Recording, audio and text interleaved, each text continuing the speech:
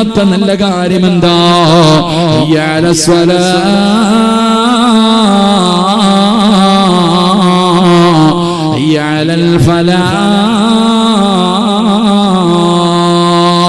അല്ലാഹുവിന്റെ പള്ളിയുടെ മിനാരത്തിൽ നിന്ന് വിളിക്കുന്ന ഈ ബാങ്കിന് ഉത്തരം നൽകലാണ്.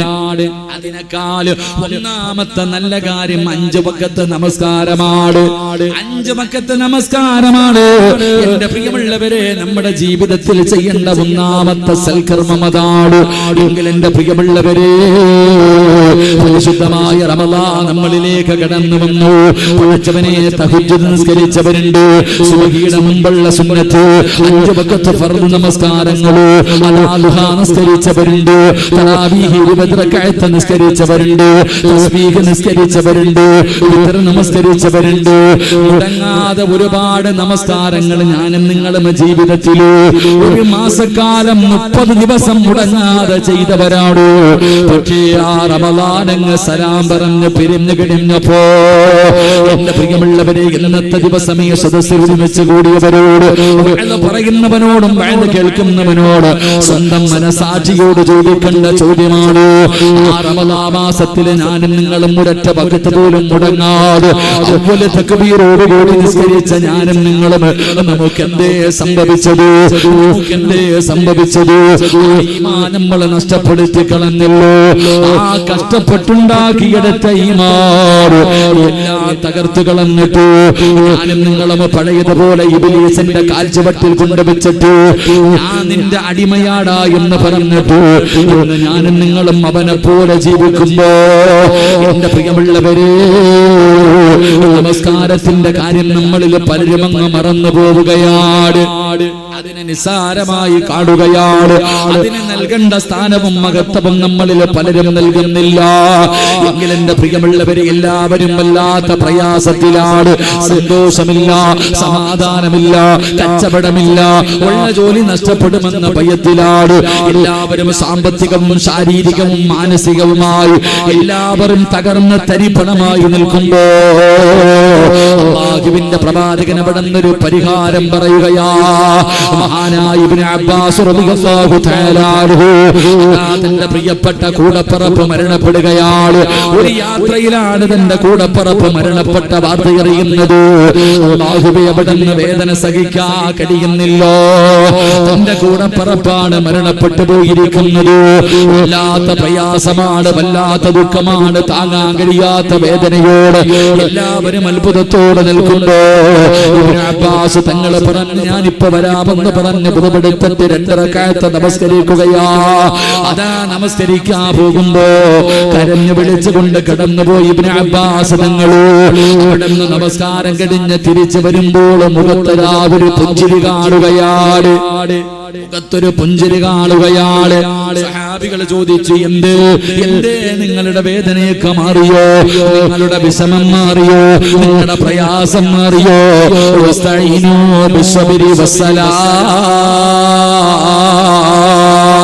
ഇബ്നു അബ്ബാസ് തങ്ങൾ പറഞ്ഞു കൊടുത്ത മറുപടിയാ, എന്റെ പ്രിയമുള്ളവരെ, നമസ്കാരം പരിഹാരമാണ്.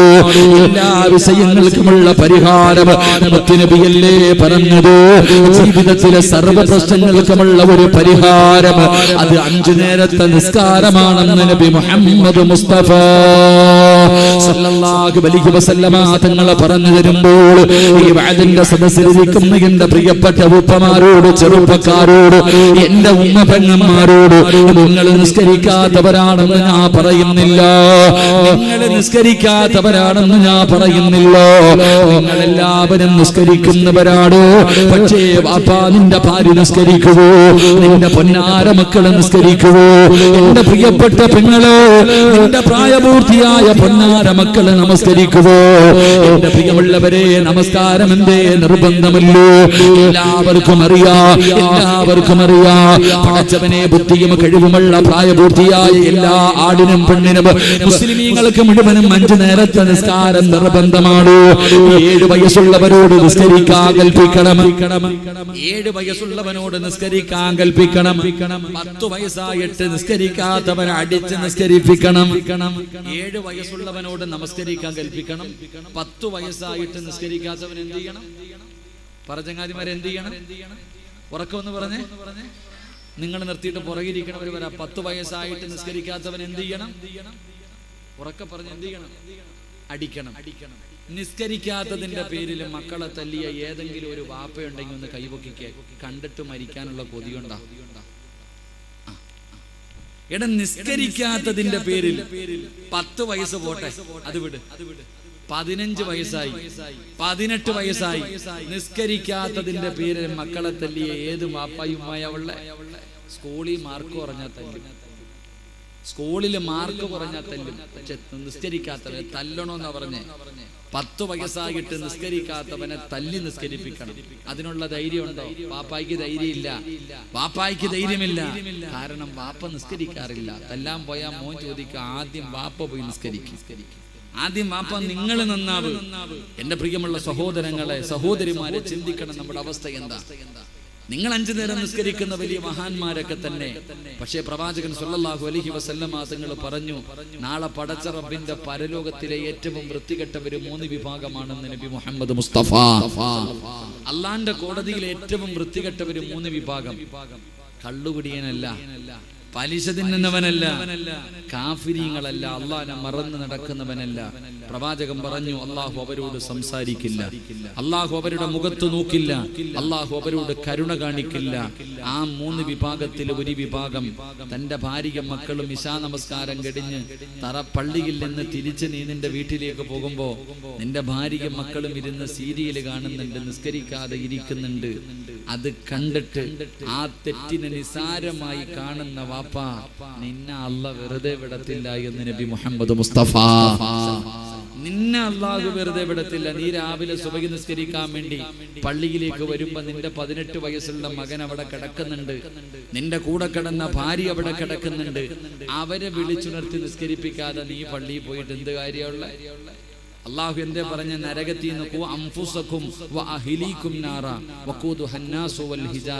നീ നരകത്തിൽ നിന്ന് രക്ഷപ്പെടണമെന്നല്ല പറഞ്ഞേ, നീ നിന്റെ കുടുംബത്തെ കൂടെ രക്ഷപ്പെടുത്തണമെന്നാ പറഞ്ഞേ. പാപ്പ, നീ പള്ളിയിൽ വന്ന് 5 നേരം നിസ്കരിക്കുന്നവനാ, നിന്റെ മകൻ വരാറില്ല, നിന്റെ കൂടെ കിടന്ന ഭാര്യ എഴുന്നേറ്റ് നിസ്കരിക്കാറില്ല, നിന്റെ പെമ്മക്കൾ എഴുന്നേറ്റ് നിസ്കരിക്കാറില്ല. അത് നിന്റെ ബാധ്യതയില്ലേ നിസ്കരിപ്പിക്കേണ്ടത്? നിങ്ങൾ ചോദിക്കൂ, ഉസ്താദെ, മക്കളെ പ്രായപൂർത്തിയായ മഹാനായി നബിയുനാ റസൂലുള്ളാഹി സ്വല്ലല്ലാഹു അലൈഹി വസല്ലമ തങ്ങൾ തന്റെ പൊന്നുമകളുടെ വിവാഹം കഴിഞ്ഞു.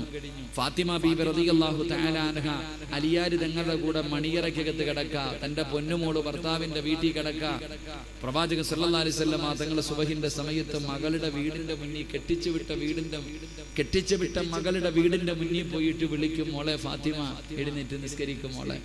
പാപ്പ, കല്യാണം കഴിച്ചു വിട്ട മക്കളുടെ വീട്ടിലെങ്ങും പോണ്ട, നീ നിസ്കരിക്കാൻ വേണ്ടി പള്ളിയിലേക്ക് വരാൻ നിന്റെ റൂമിൽ നിന്ന് ഇറങ്ങുമ്പോ ആ പോകുന്ന വഴിയിൽ അടുത്ത റൂമിന്റെ അകത്ത് കിടന്നുറങ്ങുന്ന മക്കളെ നീ വിളിച്ചുണർത്താറുണ്ടോ? അള്ളാഹു നിങ്ങൾക്ക് ഈമാൻ നൽകി അനുഗ്രഹിക്കുമാറാകട്ടെ. എന്റെ പ്രിയമുള്ളവരെ, ഒരു വീട്ടിലെ വാപ്പ എങ്ങനെ ആകണമെന്നറിയൂ? ഒരു വീട്ടിലെ മാതാവ് എങ്ങനെയാകണം? പിതാവ് എങ്ങനെയാകണം? മഹാനായ സയ്യിദുനാ ഉമർ ഇബ്നുൽ ഖത്താബ് റളിയല്ലാഹു തആല അൻഹുവിനെ പോലെയാകണം. അല്ലാഹു ഭാഗ്യം തരുമാറാകട്ടെ. എന്റെ പ്രിയമുള്ളവരെ, മഹാനായ ഉമർ ഇബ്നുൽ ഖത്താബ് റളിയല്ലാഹു തആല അൻഹു, ഞാൻ നിങ്ങൾക്ക് ഖുർആനിലെ ഒരായത്ത് പറഞ്ഞു തരാം. അല്ലാഹുവിന്റെ വിശുദ്ധമായ ഖുർആനിലെ ഒറ്റ ആയത്ത് ഞാൻ പറഞ്ഞു തരാം. ഈ ആയത്ത് നമസ്കരിക്കാതെ കടന്നുറങ്ങുന്നത് മകനാകട്ടെ, മകളാകട്ടെ, ഭാര്യയാകട്ടെ, ഭർത്താവാകട്ടെ, കൂടപ്പുറപ്പാകട്ടെ, ആരുമാകട്ടെ, ഈ ഒരൊറ്റ ആയത്ത് ആ മക്കൾക്ക് ഓതി കൊടുത്താൽ മതി. ഏത് ഉറക്കത്തിൽ കിടക്കുന്നവനാണെങ്കിലും, എത്ര അനുസരണയില്ലാത്തവനാണെങ്കിലും, ഒരു കടുകുമണിയുടെ അളവെങ്കിലും അവന്റെ ഹൃദയത്തിൽ ഈമാനുണ്ടെങ്കിൽ ഈ ഒറ്റ ആയത്ത് ഓതി കൊടുത്താൽ മതി, എഴുന്നേറ്റ് നിസ്കരിക്കും. അള്ളാഹു ആ ആയത്ത് പഠിക്കാൻ ഭാഗ്യം തരുമാറാകട്ടെ. അള്ളാഹു ആ ആയത്ത് പഠിക്കാൻ ഭാഗ്യം തരുമാറാകട്ടെ. ഈ ആയത്ത് നിങ്ങൾ ഓതണം. നിങ്ങളുടെ മക്കളുടെ മുന്നിൽ, നിങ്ങളുടെ ഭാര്യയുടെ മുന്നിൽ നിസ്കരിക്കാതെ കടന്നുറങ്ങുന്നവരുടെ ചാരത്ത് ചെന്നിട്ട് ഈ ഒരൊറ്റ ആയത്ത് ഓതി കൊടുത്താൽ മതി. അള്ളാഹു നമ്മുടെ മക്കൾക്ക് ഈമാൻ കൊടുക്കും, എഴുന്നേറ്റ് നിസ്കരിക്കും. അള്ളാഹു ഭാഗ്യം നൽകുമാറാകട്ടെ. അള്ളാഹു ഭാഗ്യം നൽകുമാറാകട്ടെ. ഒരായത്ത് ഞാൻ പറഞ്ഞു തരാം. എന്തെന്നറിയോ? എന്തെന്നറിയോ? അല്ലാഹുവിന്റെ പരിശുദ്ധമായ ഖുർആൻ മഹാനായ സയ്യിദുനാ ഉമർ ഇബ്നുൽ ഖത്താബ് റളിയല്ലാഹു തആല അൻഹു അവിടുന്ന് പടച്ചവനെ എഴുന്നേൽക്കുകയാണ്. അതാ നമസ്കാരത്തിന്റെ സമയമായാൽ അവിടുന്ന് തന്റെ ചാരത്ത് കിടക്കുന്ന പ്രിയപ്പെട്ട ഭാര്യയെ വിളിച്ചുണർത്തിയിട്ട് നിസ്കരിക്കാൻ അവിടുന്ന് തന്റെ ഭാര്യയെ വിളിച്ചുണർത്തുകയാണ്. എന്നിട്ട് ഉമർ ഇബ്നുൽ ഖത്താബ് റളിയല്ലാഹു തആല അൻഹു തന്റെ പൊന്നാര മക്കളുടെ ചാരത്തേക്ക് കടന്നു പോവുകയാണ്. കിടന്നിറങ്ങുന്ന മക്കളുടെ ചാരത്ത് ചെന്നിട്ട് അല്ലാഹുവിന്റെ വിശുദ്ധമായ ഖുർആനിലെ ഒരു ആയത്താണ് ഓതിക്കൊടുക്കുന്നത്. മക്കളെ എഴുന്നേക്കടാ, മക്കളെ എഴുന്നേക്കടാ, എഴുന്നേറ്റ് നിസ്കരിക്കടാ. നിസ്കരിച്ചാൽ അല്ലാഹു തരുന്ന പ്രതിഫലം എന്തെന്നറിയുവോ? ഉമർ ഇബ്നുൽ ഖത്താബ് റളിയല്ലാഹു തആല അൻഹു ഉറങ്ങുന്ന മക്കളോട് പറഞ്ഞു കൊടുത്ത രണ്ട് പ്രതിഫലമാണ്. ഈ സദസ്സിലിരിക്കുന്ന എല്ലാ ഉപ്പമാരും ഉമ്മമാരും ഈ ആയത്ത് പഠിച്ചോ. നാളെ മുതൽ ഓതാനുള്ളതാണ്. സുബ്ഹി നമസ്കരിക്കാതെ കിടന്നിറങ്ങുന്ന മക്കളുടെ ചാരത്ത് ചെന്നിട്ട് അവിടുന്ന് ഓതിക്കൊടുക്കേണ്ട ഒരായത്താണ്. ഏതായത്തെന്നറിയുമോ? ഏതായത്തെന്നറിയുമോ? ബിസ്മില്ലാഹിർ റഹ്മാനിർ റഹീം. وأمر أهلك بالصلاة واصطبر عليها لا نسألك رزقا نحن نرزقك والعاقبة للتقوى. അല്ലാഹുവിന്റെ വിശുദ്ധമായ ഖുർആൻ പറയുകയാ, നമസ്കരിക്കാതെ കിടന്നിറങ്ങുന്ന ഭാര്യയുടെ മക്കളുടെ ചാരത്ത് ചെന്നിട്ട് അവരെ വിളിച്ചുണർത്തിയിട്ട് നിസ്കരിക്കാ പറയുന്ന ഉപ്പമാര്, നിസ്കരിക്കാ പറയുന്ന ഉമ്മമാര്, നിങ്ങൾക്ക് അല്ലാഹു തരുന്ന പ്രതിഫലമാണ്, നിങ്ങൾക്ക് അല്ലാഹു തരുന്ന പ്രതിഫലമാണ്. നമസ്കരിക്കാതെ കിടന്നിറങ്ങുന്നവരോട് പറഞ്ഞു കൊടുക്കണം. എന്റെ പ്രിയമുള്ളവരെ, എന്തേ പറഞ്ഞു കൊടുക്കേണ്ടതെന്നറിയുമോ? ഇതാരോടാ പറയുന്നത്? ഇതാരോടാ പറയുന്നത്? എന്റെ പ്രിയമുള്ളവരെ, നമസ്കരിക്കാൻ വെള്ളിയാഴ്ച പോലും പള്ളിയിൽ നമസ്കരിക്കാൻ വിടാത്ത സ്കൂളിലേക്ക് തന്റെ പൊന്നാര മക്കളെ കൊണ്ട് ചേർത്തിരിക്കുന്ന മാതാപിതാക്കളോടാ ദുഹർ നമസ്കാരമല്ല എല്ലാ ദിവസവും ദുഹർ നമസ്കരിക്കാൻ പോകുന്നത് പോയിട്ട് വെള്ളിയാഴ്ച പോലും നമസ്കരിക്കാൻ അനുവദിക്കാത്ത സ്കൂളിലാണ് തന്റെ മാതാപിതാക്കളും തന്റെ പൊന്നാര മക്കളെ കൊണ്ടുപോയി പഠിപ്പിക്കുന്നത്, കൊണ്ടുപോയി ചേർത്തിരിക്കുന്നത്. എന്റെ പ്രിയമുള്ളവരെ, എന്തിനു വേണ്ടിയാ? നിന്റെ മക്കള് പട്ടിണിയില്ലാതെ കഴിയാറാണ്, നിന്റെ മക്കള് നല്ല നിലയിലെത്തുന്നത് കാണാറാണ്. മോനെ, നല്ലതുപോലെ പഠിക്കണം, നല്ല മാർക്ക് വാങ്ങണം, നല്ല വിജയം കിട്ടണം, എങ്കിലേ നല്ല ജോലി കിട്ടൂ. നല്ല ജോലി ഉണ്ടെങ്കിലേ നല്ല പണമുണ്ടാകൂ, എങ്കിലേ നല്ല ജീവിതമുണ്ടാകൂ, എങ്കിലേ സ്നേഹമുള്ള വാപ്പാ. അല്ലാഹുവിന്റെ ഖുർആൻ പറയുകയാ, നമസ്കരിക്കാതെ കിടന്നിറങ്ങുന്ന മക്കളോട്, സ്കൂളിൽ പറഞ്ഞു വിടുന്ന മക്കളോട് പറയണം, എങ്ങനെയെങ്കിലും ളുഹർ നമസ്കരിക്കണോ. എന്റെ പൊന്നാര മക്കള് നമസ്കാര കളയാക്കില്ലേ. എന്തേ പറഞ്ഞു കൊടുക്കേണ്ടത്? ഒന്നാമത്തെ പ്രതിഫലമെന്താ?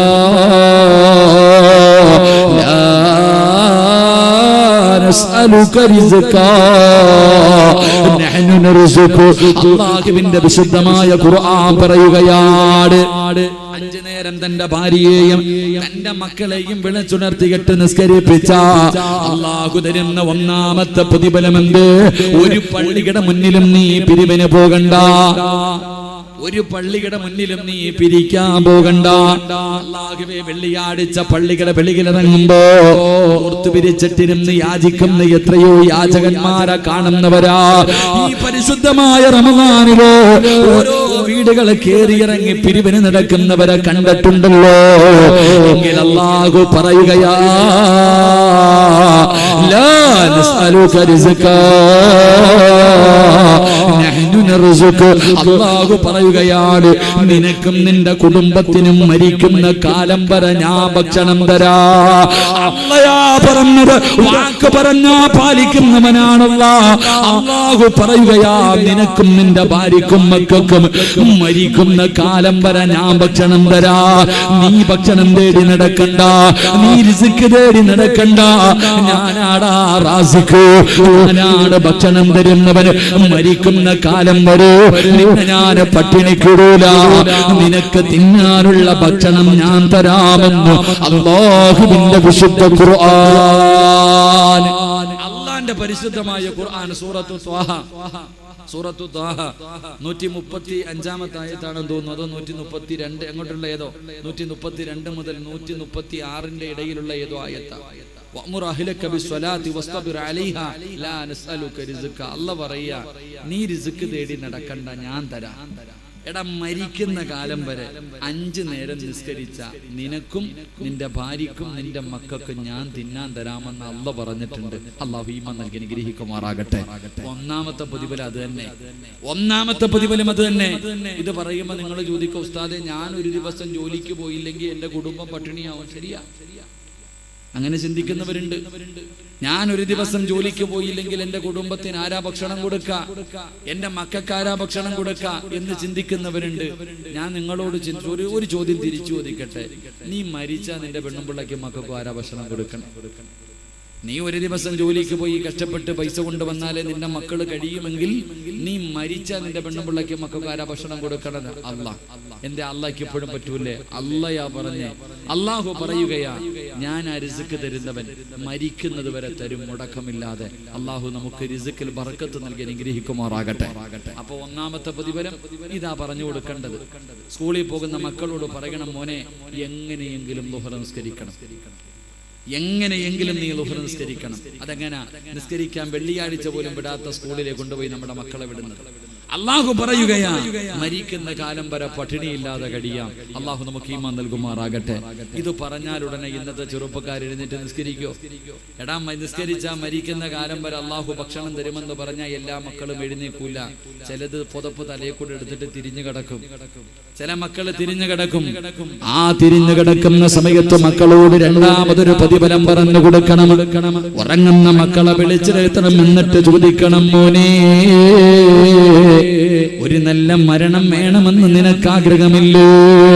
മോനെ, ഈ ലോകത്ത് നിന്ന് യാത്ര പറയുമ്പോ 70,000 മലക്കുകൾ അടങ്ങുന്ന 70 മുതൽ 70,000 മലക്കുകൾ വരെ അടങ്ങുന്ന ഒരു സൈന്യമായി മലക്കുൽ മൗത്ത്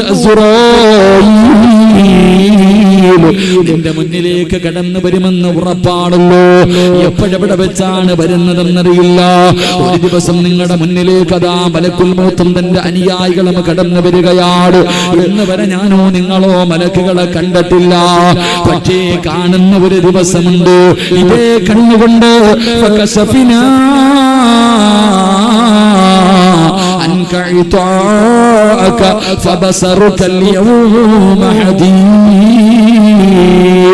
കാണുമെന്നല്ലയാ പറഞ്ഞത്. ഒരു ദിവസം കാണുകയാണ്. അവർ മുഴുവനും നമ്മുടെ മുന്നിലേക്ക് ഇറങ്ങി വരുമ്പോ തുഴഞ്ഞ് താഴെ വീഴുകയാണ്. ചുറ്റുഭാഗം മുഴുവനും വളർന്നു നിൽക്കുകയാണ്. എന്നിട്ട് പറയുന്ന, വിളിക്കടാ, ആരെ വേണമെങ്കിലും വിളിച്ചോ, നിന്നെ കൊണ്ടുപോകാമെന്നതാണ്, നിന്റെ റൂഹ് പിടിക്കാമെന്നതാണ്, രക്ഷപ്പെടുത്താൻ ആരെ വേണമെങ്കിലും വിളിച്ചോ. ഇതാ ബലഗത്തി തറാഖിയ വകീല മൻ റാഖ്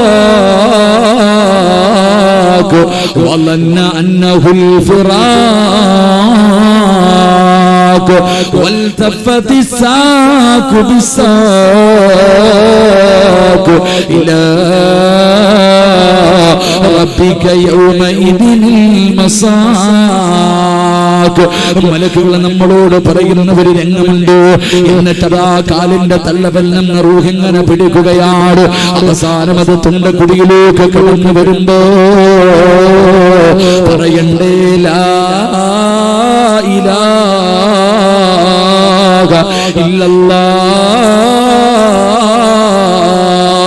പറഞ്ഞിട്ട് മരിക്കാ കൊതിയുണ്ടോ? ഈമാനോടുകൂടിയുള്ള ഒരു നല്ല മരണം വേണോ? ഉസ്താദേ, എന്റെ വാപ്പ മരിച്ചത് വെള്ളിയാഴ്ചയാണ്, എന്റെ ഉമ്മ മരിച്ചത് റമളാൻ മാസത്തിലാണ്.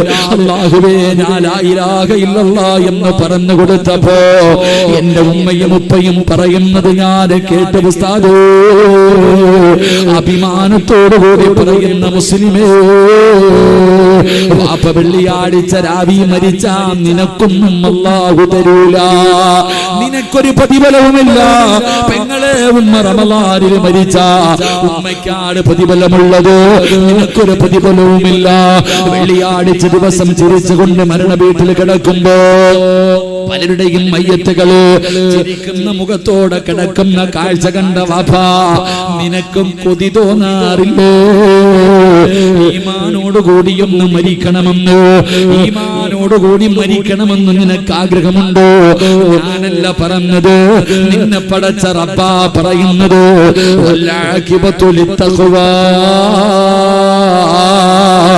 അല്ലാഹുവാട് പറയുന്നത്, നിനക്ക് ഞാൻ നല്ല മരണം തരാ. നിങ്ങൾക്ക് നല്ല മരണം വേണോ? വെള്ളിയാഴ്ച രാവിലെ പോകണോ? കാണാവരുന്നവരെ മുഴുവനും കൊതിപ്പിക്കുന്ന രീതിയിൽ മരിക്കണോ? അല്ലാഹു പറയുകയാ, ഞാൻ തരാ. നല്ല മരണം വേണോ? ഞാൻ തരാ. എന്തേ ചെയ്യേണ്ടത്? 5 നേരത്തെ നിസ്കാരം മുടക്കാതെ നിനക്കൊന്ന് നിസ്കരിക്കാൻ കഴിയോ? അല്ലാഹു നല്ല മരണം തരാമെന്ന് പറയുമ്പോ എന്റെ പ്രിയപ്പെട്ട ചെറുപ്പക്കാരാ, എവിടെ പോയടാ നിന്റെ ഈമാ? എവിടെ പോയടാ നിന്റെ ഈമാ? പള്ളിക്കകത്ത് എഴുത്തിക്കാതിരുന്നവനാട്, തറാവീഹ് നിസ്കരിച്ചവനാട്, തഹജ്ജുദ് നിസ്കരിച്ചവനാട്, തസ്ബീഹ് നിസ്കരിച്ചവനാട്, ജമാഅത്തായി വിത്ർ നമസ്കരിച്ചവനാട്, എവിടെ പോയടാ പൊന്നുമോനെ നിന്റെ ഈമാ? ഇന്ന് ആരാ നിസ്കരിക്കാ പള്ളിയിൽ നിന്ന് കേറുന്നത്? എന്റെ ചെറുപ്പക്കാരാ, ഒരു നല്ല മരണം വേണ്ടേടാ? കൊതിയില്ലേടാ പൊന്നുമോനെ? മഹാനായ ഹുബൈബ് ഇബ്നു അദി റളിയല്ലാഹു തആല അൻഹു എന്നെ പോലെ ഒരു ചെറുപ്പക്കാരനായിരുന്നില്ലേ ഹുബൈബ് റളിയല്ലാഹു തആല അൻഹു? അവിടുന്ന് തൂക്കുമരത്തിന്റെ മുന്നിൽ ശത്രുക്കളെ പിടിച്ചു കൊണ്ടുപോയി നിർത്തിയിരിക്കുകയാണ്. കൊല്ലാ സമയമാകുമ്പോ അവര് ചോദിക്കുന്നു, ഹുബൈബേ, എന്തിനാടാ ചെറുപ്രായത്തില് ചാകുന്നത്? നീ ഞങ്ങളുടെ കൂട്ടുകാരനാണ്, എന്തിനാണ് ചെറുപ്രായത്തിൽ നീ ഇങ്ങനെ ആയുസ് കളയുന്നത്? എന്തിനാ പുതിയ മതം എന്തിനാണ് വലിച്ചെറിഞ്ഞിട്ട് വാ ഹുബൈബേ, നിനക്ക് പണം തരാം, നിനക്ക് ഞാൻ എത്ര സമ്പത്ത് വേണമെങ്കിലും തരാം, ഏത് പെണ്ണിനെ വേണമെങ്കിലും നിന്റെ കൂടെ വിട്ടുതരാ, കളഞ്ഞിട്ട് വരാ പറയുമ്പോ ഹുബൈബ് പറഞ്ഞു, എനിക്ക് ദീനാണ് വേണ്ടത്. അവസാനം അവര് പറഞ്ഞു, നീ എങ്കിൽ ഇസ്ലാം മതം വലിച്ചെറിയണ്ട, മുഹമ്മദിനെ കുറിച്ച് മോശമായിട്ട് എന്തെങ്കിലും പറ. അതിനും ഹുബൈബ് തങ്ങൾ തയ്യാറായില്ല. അവസാനം അവിടുന്ന് ഹുബൈബിനെ കൊല്ലാ സമയമാകുമ്പോ അവര് ചോദിക്കുന്നു, ഹുബൈബേ, വല്ല ആഗ്രഹവും ഉണ്ടെങ്കിൽ പറ, നിന്റെ അവസാനത്തെ ആഗ്രഹം എന്താണ്? നിന്റെ അവസാനത്തെ മോഹം എന്താണ്? ഹുബൈബ് റളിയല്ലാഹു തആല അൻഹു പറഞ്ഞത് എന്തെന്നറിയുമോടാ ചെറുപ്പക്കാരാ? അവസാനത്തെ മോഹം എന്തെന്ന് ചോദിക്കുമ്പോ എനിക്ക് 2 റക്അത്ത് നിസ്കരിക്കണമെന്നാ പറഞ്ഞത്. എനിക്ക് 2 റക്അത്ത് നമസ്കരിക്കണമെന്നാണ് പറഞ്ഞത്.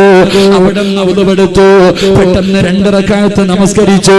എന്നിട്ട് സുജൂദിൽ കിടന്ന് കരയുന്നു, നാഥാ, എപ്പോഴും വലിയ വലിയ സൂറത്തുകൾ ഓതിയിട്ടാണ് ഞാൻ നിസ്കരിക്കാറുള്ളത്. പെട്ടെന്ന് നിസ്കാരം നിർത്തി. അല്ലാഹുവേ, അല്ലാഹുവേ, പടച്ചവനെ ഇഷ്ടമില്ലാഞ്ഞിട്ടല്ല തമ്പുരാനേ, എനിക്ക് വലിയ സൂറത്ത് ഓതണമെന്ന് ആഗ്രഹമുണ്ട്. പക്ഷേ എന്റെ നിസ്കാരം നീണ്ടുപോയോ? ഇവന്മാര് വിചാരിക്കും എനിക്കും മരിക്കാ പേടിയാണെന്ന്.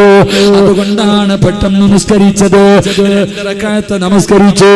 അവിടുന്ന് തൂക്കുമരത്തിന്റെ മുന്നിലേക്ക് കയറി നിന്നു.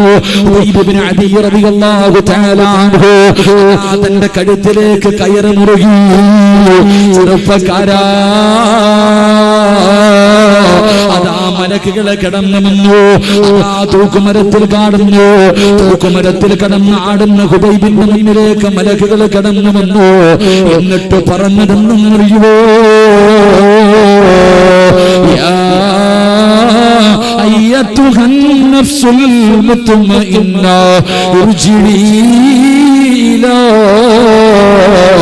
ربك راضية مرضية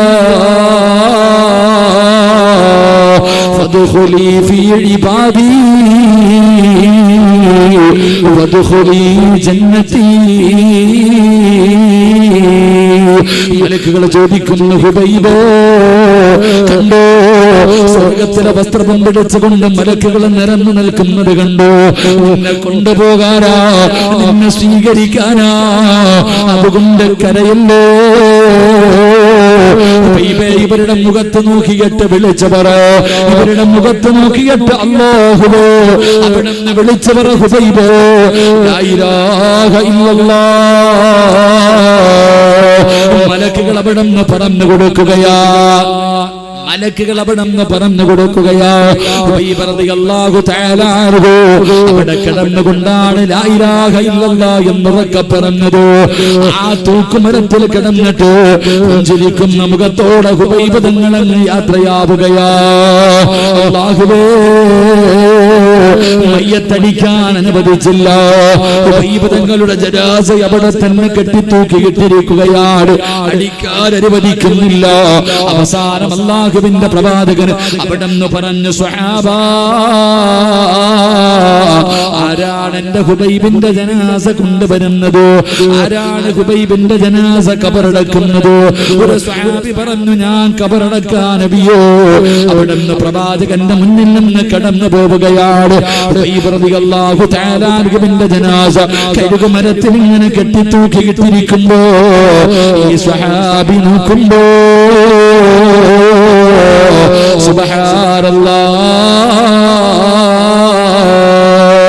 ഒരു സുന്ദരിയായ സൗന്ദര്യറാണിയായ ഒരു ചെറുപ്പക്കാരിയായ പെണ്ണുണ്ടല്ലോ, ശത്രുക്കളുടെ മുന്നിലേക്ക് ഓടുകയാണ്. ഒരു സുന്ദരിയായ യുവത്വത്തിന്റെ നടുവിലൂടെ നടന്നു പോകുന്ന ഒരു പെണ്ണുണ്ടല്ലോ, ശത്രുക്കളുടെ മുന്നിലേക്ക് ഓടുകയാണ്. ഓടി ചെന്നിട്ട് ചോദിക്കുകയാ, ഹുബൈബിന്റെ തല എനിക്ക് മുറിച്ചു തരണേ, ഈ ഹുബൈബിന്റെ തല എനിക്ക് മുറിച്ചു തരണേ. എന്തിനാണ് പെണ്ണ്, എന്തിനാണ് പെണ്ണ്? ഹുബൈബിന്റെ തല വെട്ടി പൊളിച്ചിട്ട് ഇവന്റെ തലയോട്ടിക്കകത്ത് കള്ളൊടിച്ചു കുടിക്കാനാ, ഇവന്റെ തലയോട്ടിക്കകത്ത് കള്ളൊടിച്ചു കൊടുക്കാറാ ഞാൻ ശപഥം ചെയ്തിരിക്കുകയാണോ. നിങ്ങളുടെ കൂടെ ആരുടെ കൂടെ വേണമെങ്കിലും ഞാൻ കിടക്കാൻ തയ്യാറാണോ. എനിക്ക് ഇവന്റെ തല വേണമെന്ന് പറഞ്ഞു ശത്രുക്കളോട് പറയുമ്പോ എല്ലാവരും ഹുബൈബ് തങ്ങളുടെ ചാരത്തേക്ക് പോകുകയാണ്. ഈ സ്വഹാബി ഒരു ഈന്തപ്പന മരത്തിന്റെ മുകളിൽ കയറി. എന്താണ് നടക്കുന്നത്? സുബ്ഹാനല്ലാഹ്. എല്ലാവരും നാല് ഭാഗത്തേക്ക് ഓടുകയാണ്. എന്താണ് സംഭവിച്ചതെന്നറിയില്ല. കുറേ സമയം കഴിഞ്ഞു. ഈ സഹാബി ഈന്തപ്പന മരത്തിന്റെ താഴെ ഇറങ്ങി. അല്ലാഹുവേ, ഹുബൈബ് തങ്ങളെ തൂക്കിലേറ്റിയ സ്ഥലമുണ്ടല്ലോ, ആ കഴുകുമരത്തിന്റെ ചുവട്ടിലേക്ക് ചെല്ലുമ്പോ ഹുബൈബ് തങ്ങളുടെ ജനാസ കാണുന്നില്ല. ഹുബൈബ് തങ്ങളുടെ ജനാസ കാണുന്നില്ല. പൊട്ടിക്കരഞ്ഞുകൊണ്ടില്ല ഹദ്റത്ത് റസൂലുള്ളാഹ്. മുത്തുനബിയുടെ ചാരത്തേക്ക് ഓടുകയാണ്. നബിയേ, ജനാസ കാണുന്നില്ല നബിയേ, ഹുബൈബിന്റെ ജനാസ കാണുന്നില്ല നബിയേ. അല്ലാഹുവിന്റെ പ്രവാചകർ അവിടെന്ന് പറഞ്ഞ മറുപടി എന്തെന്നറിയുമോ? നിസ്കരിക്കുന്ന ചെറുപ്പക്കാരോ, മരിക്കുന്നത് വരെ പടച്ചവൻ നിനക്ക് ഭക്ഷണം തരുവടോ, രണ്ട് നല്ല മരണം തരുവടോ, രണ്ട് നല്ല മരണം തരുവടോ. മൂന്ന് മുത്തുനബി പറഞ്ഞതെന്തെന്നറിയുമോ? അവസാനത്തെ മോഹമെന്തെന്ന് ചോദിച്ചപ്പോ എനിക്ക് നിസ്കരിക്കണമെന്ന് പറഞ്ഞ ജനാസ കാണുന്നില്ലെന്ന് നടന്ന സംഭവങ്ങൾ പറഞ്ഞു കൊടുത്തപ്പോ മുത്തുനബി പറഞ്ഞു, സ്വഹാബാ മലക്കുകള് മയ്യത്ത് കബറടക്കി. സഹാബാ, ഹുബൈബിന്റെ ജനാസ മലക്കുകളെ കബറടക്കി. ഹുബൈബിന്റെ ജനാസ മലക്കുകളെ കബറടക്കി. എന്റെ പ്രിയപ്പെട്ട വാപ്പമാരേ, അല്ലാഹുവിന്റെ പള്ളിക്കകത്ത് ബാങ്ക് വിളിക്കുമ്പോ സുഖമില്ലെങ്കിലും നടക്കാൻ കഴിയില്ലെങ്കിലും രോഗമാണെങ്കിലും വേച്ച് വേച്ച് പള്ളിയിൽ പോയി നിസ്കരിച്ചത് വെറുതെയല്ല വാപ്പാ. അല്ലാഹുവേ, ആരോഗ്യമുള്ള ചെറുപ്പക്കാരികൾ നിന്റെ വീടിന്റെ അകത്തിരിക്കുമ്പോ എഴുന്നേറ്റ് നിസ്കരിച്ചത് വെറുതെയല്ല ഉമ്മ. പള്ളിപ്പറമ്പിലേക്ക് നിന്റെ ജനാസ കൊണ്ടുവരുമ്പോ ഇവിടെ എങ്ങും സ്ഥലം തികയൂല, ഇവിടെ എങ്ങും സ്ഥലം തികയൂല. കാരണം മലക്കുകളാണോ, അല്ലാഹുവിന്റെ റഹ്മത്തിന്റെ മലക്കുകളുണ്ടല്ലോ.